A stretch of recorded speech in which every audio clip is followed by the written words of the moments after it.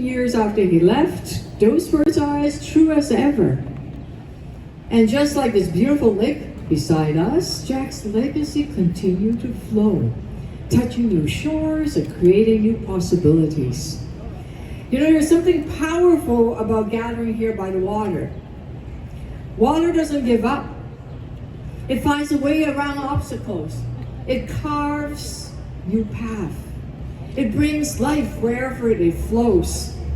And that's exactly what Jack did throughout his life. Jack Layton loved Toronto and his country, Canada.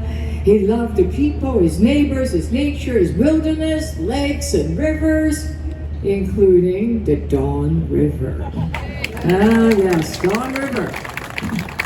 Now, Don River 40 years ago was dead. It was dead. It was polluted with sewage, industrial toxins. It was an urban wasteland, a symbol of decay. The marshland was covered with concrete. Nothing was growing, and the soil was toxic. The Don River was long neglected and degraded.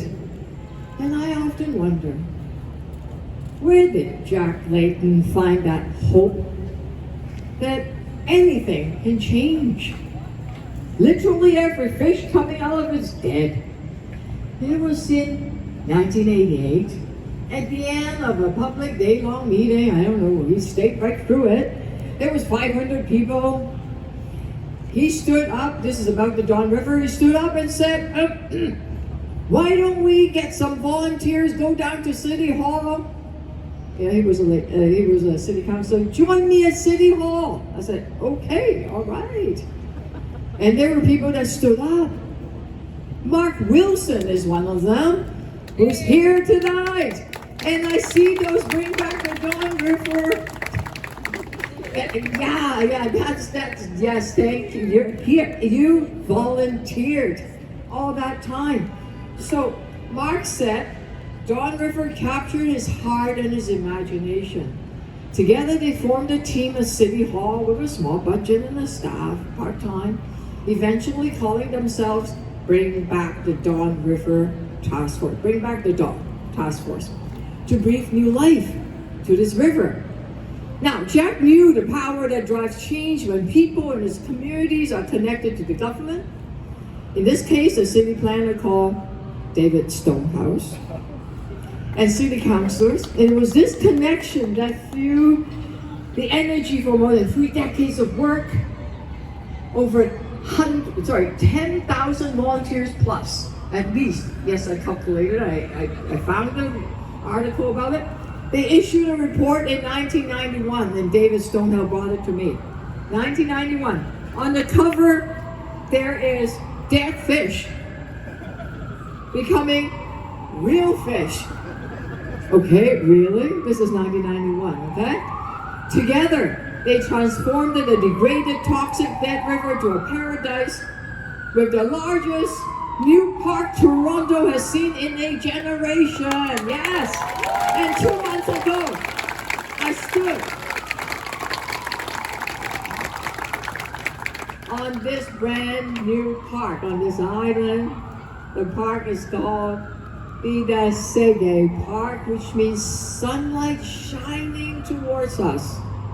5,000 trees, 77,000 shrubs, 2 million plants now grow in this park where families picnic, children can play, and lovers can watch the sunset, maybe holding hands even. The Don River now flows freely into the lake. Snow owls, bald eagles, and yes, even the salmon, live salmon, have returned. People can kayak and canoe there, where once there was only pollution. And that's what happened when the citizen movement became political action.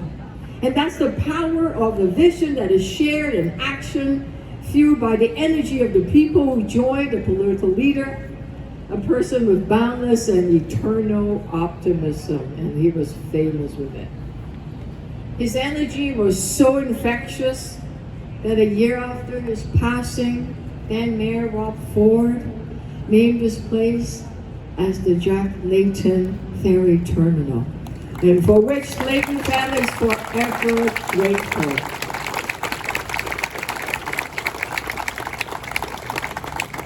But Jack's story, our story, go beyond one river or one park. It's about how we turn hope into action. And you know what strikes me most about the Don River story? The river took 40 years to return, actually even longer. Jack started that fight decades ago. He didn't live to see the parks open, but his work, our work, never stopped flowing. And that's the thing about movement built on hope and love and optimism. They don't depend on one person. They grow, they spread, they find new channels and create new possibilities. Now, today the challenges we face seems bigger than ever. Yes, safety problems, housing costs are pushing families out of our neighborhoods. Young people wonder if they have the same opportunities as their parents had. Climate crisis is creating more heat waves, floods, fires, severe storm. But I look at that Bida Sege Park and the Bring Back the Dawn movement, and I know what is possible. I know that the same government, it was the federal and the provincial government and the municipal government coming together to make that park possible, to bring back the dawn.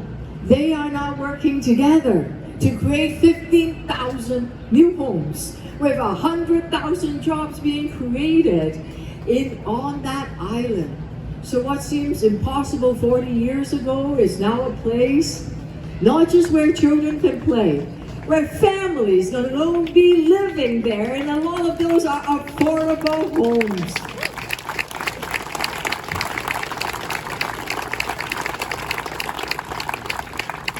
Jack used to say that Canada could be a place where no one is left behind. We've probably heard that many times, where everyone has a safe, affordable place to call home. That vision isn't just Jack's dream anymore, it's our work. It's our responsibility. It's our legacy to carry forward.